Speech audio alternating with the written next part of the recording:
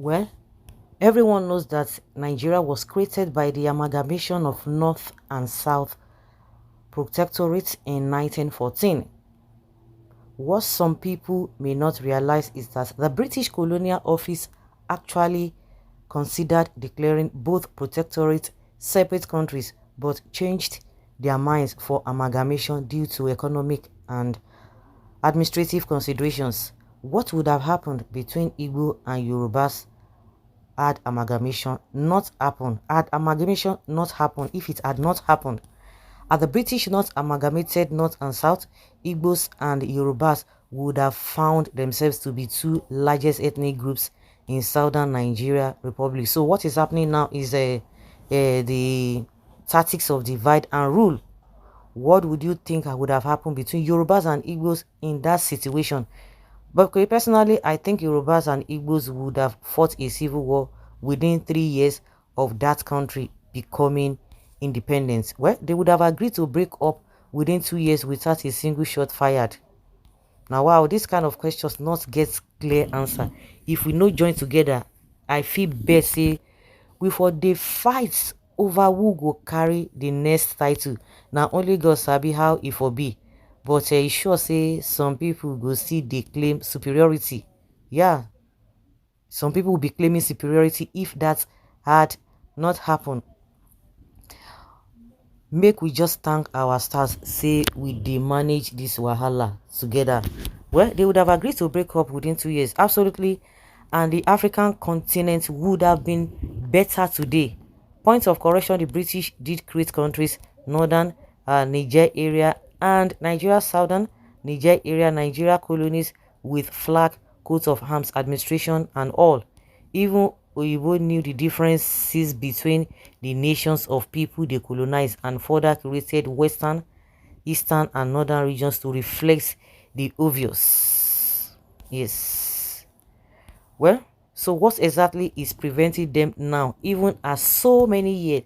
I think if you look at history, we Yorubas would have stood for dialogue instead of war in case things were not even working well between us.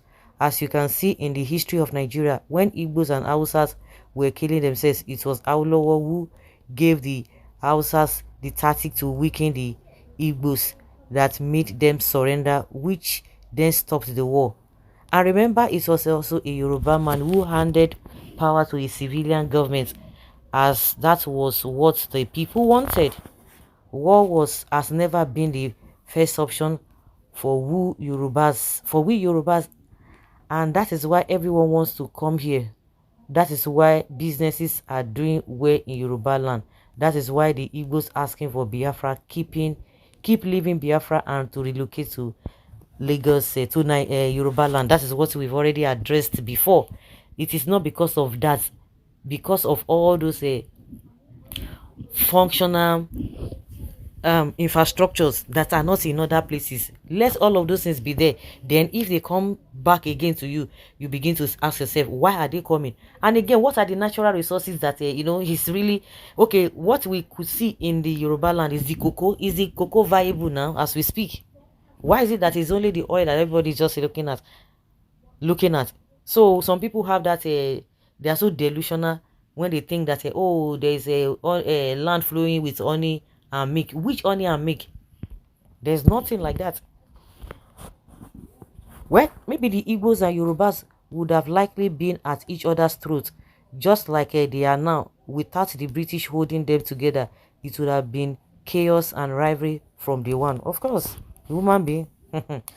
The constitution in which all the tribes are represented by some morons in Abuja, and they are only united in looting. There are so many countries that split without a recourse to the constitution. Hindustan, Sudan, Korea, and Ethiopia. India is another British experiment that should be split into several countries. An average Kerala man from South India has nothing in common with a Punjab man from North India, or a Gujarat man from North India. Well, if they had separated, the Igbos would have been busy fighting among themselves instead of uniting. The unity that the Yoruba people are even talking about Who has it benefited? Is it not their politicians? Is it not the same politicians that are enjoying in the side in the Igbo land? Is it not the same politicians that are living large in the north, leaving their people? I think even the Igbos are the most beneficiaries. They are more productive because generally, like I always tell people, when somebody says he's a big man, go and look at his family. Because when the man is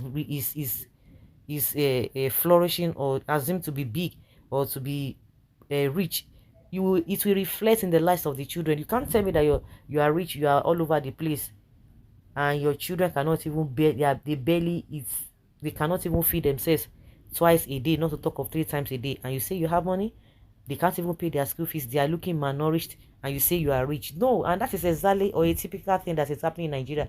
Nigeria is so rich, the politicians are so rich, yet some people will still go further to say, oh, they are the one controlling, which is the politicians that are controlling. And the Igbos as well, who talk about marginalization, their politicians are enjoying.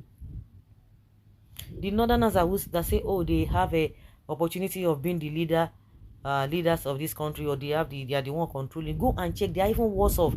And when people tell me about oh, they know how to play politics, the Yorubas don't know how to play politics, I don't understand, I don't get it. You know how to play politics and your life is still as miserable as this? Even the Igbos that are complaining, an average Igbo man complaining of a marginalization, that you are trying to think for your leaders, that at the end of the day, once they give them the position, will they even use it to know you back? You are the ones you are even enjoying because you are hardworking and doing the needful, not to rely on your politicians. Yeah. So some people have already made their own contribution that this would have, maybe that's what could have happened, that what could have happened between Igbo and Yorubas had amalgamation not happened, if it had not happened. Yeah. So guys, let's hear your opinion and have your take on this. Thank you.